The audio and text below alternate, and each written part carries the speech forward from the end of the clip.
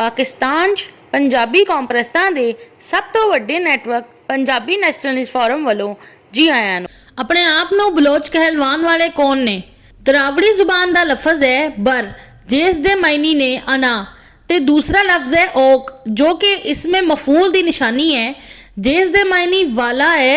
बर ओक दे लफ्ज़ दा मफहूमी मायने नए आने वाला यानी नोवार्द, अजनबी, पराए देश वाला है। कुर्दिस्तान तो आने वाले जद 15वीं सदी के आखिर च बरावी की जमीन ते आना शुरू होए, बरावी इन्हां नूं बरोक कहंदे सी। इन्हां नूं बरोक ते बरोक बनाना शुरू कर दिता ते फिर बरोच बन गए। 16वीं सदी च बरोच ने पंजाब ते सिंध का रुख करना शुरू कर दिता। सिंध च इन्हां ने अपने आप नूं बरोच ही कहलवाया, लेकिन पंजाब च आके बलोच बन गए, जबकि हुण 1962 के बाद तो सराइकी बन रहे ने।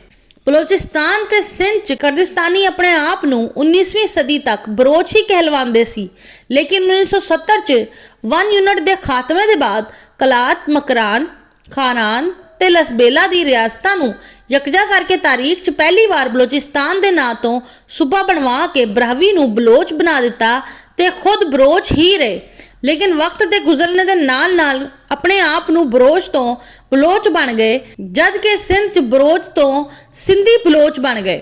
पाकिस्तान की आबादी के लिहाज तो 50 वड्डे शहरां च कुर्दिस्तानियां दी किसी एक शहर च भी अक्सरियत नहीं है, लेकिन कुर्दिस्तान तो एक कबाइल की शक्ल च आए सी ते बरावी, स्मार्ट, डेरा वाली पंजाबी, रियासती पंजाबी, मुल्तानी पंजाबी के दिही इलाकों च अपने कबायली अफराधी कुवत की बिना ते अपना गलबा करन दे बाद तो लैके हुण तक दिही इलाकों च अपनी बालादस्ती कायम किते हुए ने। इस वेले कुर्दिस्तान तो आने वाले बलोचिस्तान च बलोच बन के, सिंध च सिंधी बलोच बन के, पंजाब च सराइकी बन के साजिशां कर रहे ने। हुण ये वेला आ गया है कि बलोचिस्तान, सिंध ते जनूबी पंजाब ते काबज पाकिस्तान की आबादी की 3% तो भी घट आबादी ते मुश्तमिल कुर्दिस्तानी आबादी नूं इन्हां दी औकात च रखिया जाए। बलोचिस्तान च बरावियां नूं सियासी, समाजी, मुआशी, इंतजामी, इकतसादी तौर पर मुस्तहिकम करके कुर्दिस्तानियां दी बालादस्ती, जुल्मो ज्यादती ते नाइंसाफियां तो निजात दिलाई जाए। सिंध च स्मार्ट सिंधी नूं सियासी, समाजी, मुआशी, इंतजामी, इकतसादी तौर पर मुस्तहिकम करके कुर्दिस्तानियां दी बालादस्ती, जुल्मो ज्यादती ते नाइंसाफियां तो निजात दिलाई जाए।